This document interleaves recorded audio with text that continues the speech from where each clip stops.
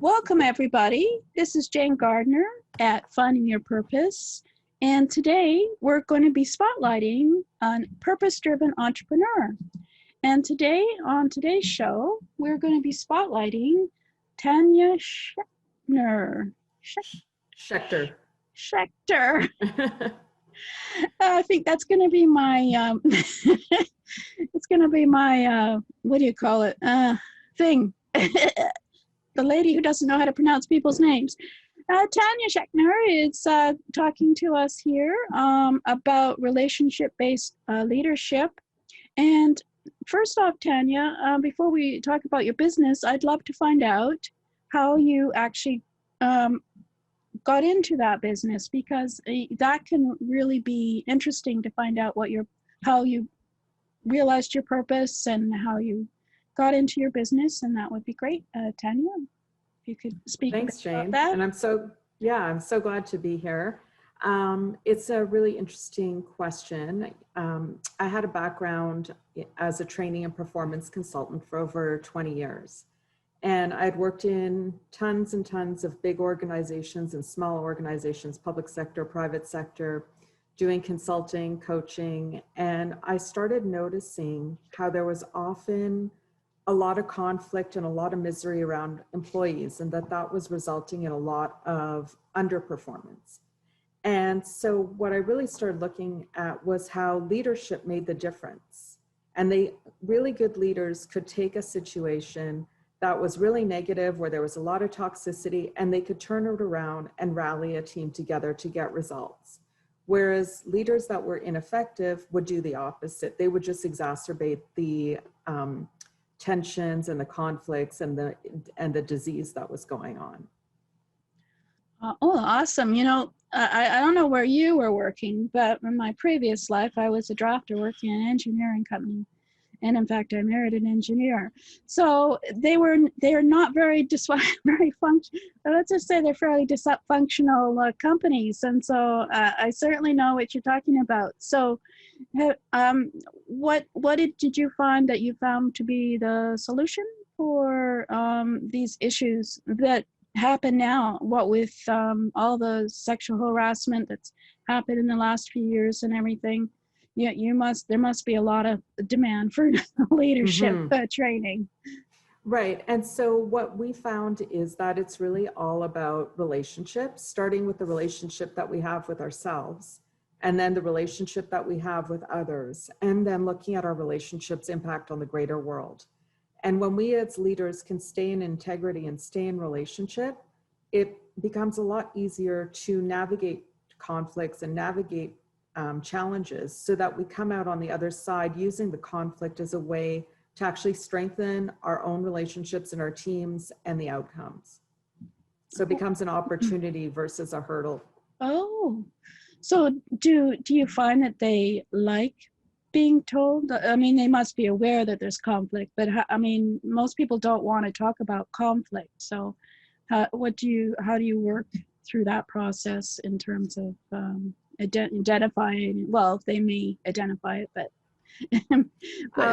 so there's a bunch of different things. The first thing is, whether you want to talk about conflict or you don't want to talk about conflict's happening, right? Mm-hmm. And so the conflict is either addressed or not addressed, and people either, will try and smooth it over or tuck it under the rug, but the conflict's still there. It's not being resolved. So one of the first things that we do is we start working with people to identify their own innate responses to conflict, because everybody has a go-to place. Some people are runners, some people are avoiders, some people are like, okay, bring it on, right? Let's talk about it. Right. But that often can turn into more of a fight or a confrontation versus a true communication and collaboration to find a new solution. So first we get people to start thinking about what their default responses are and the impact of those default responses. And then we start getting them to work on where they might see the opportunity and starting to kind of, what we talk about it is moving the needle, and that there's a range of different responses. And then we start giving them tools and techniques to choose a different response. Oh, no, that sounds good for sure. Can you tell us a little bit about the HTIInstitute? and how that wraps all together into your business ideas and principles and things. Sure. So HTI stands for Hearts Together Inspire. And that's what we truly believe, is that when two people are connected and in alignment, and alignment doesn't have to be totally agreement, that there's more possibility for moving forward. And so we developed a relationship map that we use to help guide people on how to start working with conflict and how to start managing obstacles that they come up with so that they can stay in relationship and then move forward stronger together. The map really came out because my co-author, Matthew Gould, and myself were very different in dealing with conflict. And we started noticing that if we were each sticking to our default patterns, we weren't going to get anywhere. And so we needed to find a new way if we were going to work together. Oh, wow. So yeah, so let's talk about your book, From the Heart. Yeah. Leadership. No, leader from, please, it's your book. Lead from your heart, the art of relationship-based leadership. Right. Yeah. How did that happen? Was that before or after you started working this process? It was after. What we started realizing is that this map that we have, it's a tool, and yet it actually was, there was enough material in there to talk about that we really felt that we needed to write a book. And a book that would have illustrations in terms of stories that we included of ourselves, both personal and work, things that we came across in our work lives that we had had as true life experiences, where we saw that there were rapid changes, either from conflict that had been managed well or not managed well, and the impacts of it. And even when we didn't manage conflict well. And then what we truly believe is that, you know, people they need to understand things conceptually, but understanding something conceptually isn't enough to change what's in your toolbox. It's just creating an awareness that there's something else there. And what people really need is to start then having the opportunities to practice and break down the concepts into manageable tools that they can apply. So after we explain the concepts and use stories to illustrate the different ways that the concepts can look like, we also create almost like a workbook. At the end of every chapter, there's a set of exercises that people can go and do and work with their families at home. They can work them at work and really start to see what changes. And is it positive, negative? Is this something that they want to keep doing or not? Yeah, I thought I'd show the photo of the book, and you could mention that you've been mentioning that actually it's also good for personal relationships as well as Totally. business. Yeah. Well, how would you just mentioned that you would use some of the exercises in there then? Oh, you can use almost every exercise in there for work and for personal. Oh. Yeah. And part of it is starting to get in right relationship with self, right? Because we believe that every leadership action starts with being in right relationship, starting with being in proper relationship with yourself. And when we're in right relationship with ourselves, we're often clear on what our values are. We're acting in alignment with our values and using our values as a source to really drive our decision making. Yeah, I totally agree. I feel that you have to be self-aware, otherwise you won't get anywhere, will you? You just wander through life. Yeah, so yeah, I found that becoming a bit more aware of myself helped me with my relationship with my husband for sure. And so I certainly appreciate that kind of awareness. And what for you made a big difference? Just being just finding out that yes, it was okay to be me, who I am, because you know, being someone who's fairly quiet and shy and withdrawn, as you can imagine, it's difficult for me to do public speaking and stuff like that. So this is sort of my armor, right? You know, and realizing, well, my husband and I work together. He's an engineer and I do the administration, and just realizing that, you know, he's the engineer and I'm the administrator, and you know, it's his business, and not to interfere, because I tend to like to help people out, and it can get me into trouble. So it's great. I'm going to have to get your book for sure. Oh, that'll be So great. that's great. Yeah, I'd love your Yeah. feedback once you've read it. Yeah, that's a great book. Yeah, so I was wondering how you could tell us how you were mentioning that you see conflict as an opportunity. So I wonder if you could speak a bit about that a little. Sure. Well, conflict is everywhere, right? And Mhm, often in society, it becomes like ignore the conflict or you have to polarize. It's my way or your way. mhm, And what we see is that when there's a problem, leadership means looking at the problem together. It's not about blaming, right? mhm, It's first of mhm. all taking ownership of whatever's going on and then using it as an opportunity to move forward. And so if there's a conflict, instead of just exploring the two perspectives, the first thing to be would be, well, let me explain my perspective or let you explain your perspective so that each of us can truly understand the other perspective. And yet let's go beyond that. We've got an issue, we've got something going on. What's our objective? Where do we want to go? And what other perspectives could we adopt and what other options can we look at to start finding a solution that's more in alignment with what our bigger vision is other than being right? Oh, oh, I see. Yeah, that would certainly, that could, even change the direction of a company, I would think, couldn't it? Mm-hmm. Because if you listen to everybody instead of just the leader, that would really, I think, help. Totally. They have lots of ideas, I'm sure, the people who work there as Mm-hmm. well as the leader. Wow, that's great. Now, the hard one is how to lead from your heart. um, how do you feel that what does that mean to you, how to lead Um, from your heart? to me, really leading from the heart is staying in alignment with your values Mm-hmm. and respecting other people's values, looking for commonality, and really putting the relationship first. I mean, if we're out of alignment and out of integrity with ourselves, we can't be effective leaders.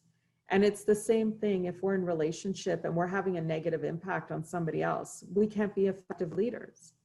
If we're damaging the relationship itself, we can't be effective leaders. Mm-hmm. And even if we're fine in our relationship, if we're negatively having an impact on the outer world, again, we're not effective leaders. And so it's really about the relationship, keeping the relationship front and center and thinking about how important it is and where we want to hold that relationship's important, right? Is it more important than the bottom line, or is the bottom line more important? Which is it? And if the relationship is more important, most of the time, the bottom line will thrive. Right. Oh, awesome. That's a great takeaway, I think. If I was to say that relationship is more important than the bottom line, and it will actually help the bottom line, that's a great way to think of working. Mm-hmm. Like Yeah. one of the examples that we use in our book is about Starbucks. And I think it's such a great example of it. You know, in 2008, when when everything was tanking from the financial Right. crisis and Starbucks stock was down to $7, and Harold Schultz had been booted out, Mm-hmm. and everybody's like, "Oh yeah, Starbucks is going to tank. That's it for them." And then they called him back and he realized, there's no way, like, we don't have enough money. The stores aren't doing well. We're not in line with our values. We're not creating that sense of community that we set out to do. Our employees aren't being treated well. And so he hired a bunch of consultants and they said, well, obviously the way out is just to remove health benefits. And he just looked at them and said, get out, right? And he made sure to give everybody the keep benefits throughout the whole financial crisis. Everybody and their extended families, even part-time workers, got benefits. He made sure to reestablish the quality of the coffee because it had really gone down. Mm-hmm. So he would do things like shut down stores to retrain everybody on how to make a proper cup of coffee, stopped, letting the coffee sit around, and really changed the environment so that it could create a community that he wanted, right? That was Right. the real in line with the values of Starbucks. And we've seen that again and again over the years. When there's been a race relations problem, they've shut down the stores, which cost them millions Yeah. and millions of dollars to do just to train everybody, right? Mm-hmm. They'll pay for their employees' to go back to school and retrain. So in my mind, all of that, it's like looking at what's the relationship both with the employees, what's the impact on the outer world, what's the impact with the customers, right? And what goes on within the stores. It's all really, really important. And by holding that, they're extremely, extremely profitable. Right. Yeah. Yeah. And actually, and we could almost just continue on and what with the pandemic. I mean, I think Starbucks is also is a forerunner of doing radical things. I believe. What do you feel about the pandemic? I think it's a good time for leadership to be changed to I better. agree. Yeah. Well, I think in a way, the pandemic, at first people were talking about it being a pause, and I just kept saying, no, it's not a pause, No. it's a reset. Mm-hmm. And in a way, it's almost crystallized everything that's not working, right? Like all these divisions have been exacerbated. If we look at the politics and we look at the economy and where people are sitting, and it's becoming no longer tolerable for almost anyone. Yeah. And so now there's almost like a crack and a shift, and it's like, what is the importance? Is it the environment? Is it having humans having more equality and everybody having a baseline level of economic success? What is the most important? And I think these things are all in question right now. And it's becoming clear that relationships and people matter. Mm-hmm. Awesome. Well, that's awesome, Tanya. I'm just blown away. And I wanted to show your book again, as well as your information for everybody, because I'm going to be buying your book for sure. Is it this year it came out in 2000? It came out in May, and it's available on Amazon. We Mm-hmm. recently released the audiobook on Audible. Oh, awesome. And then there's ebooks available like on Kindle and through the bookstores. Yeah, I see Barnes and Noble has it as well, and that's great. Yeah, and under $20, so yeah, that's really nice. Important these days. Totally. Well, thank you, Tanya. Thank you for this talking about your business and leadership, because I think it's really important in these times. And, thanks, and I wanted to thank you for taking the time today to come and talk about being purpose-driven and your business. Yeah, so, it's been a great conversation. So nice to talk about. So well, I love talking about leadership. So me too. Yeah. Okay. Thanks a lot, Tanya. Okay. Thanks. Yeah. For more on relationship-based leadership, go to Amazon and search for Lead from Your Heart.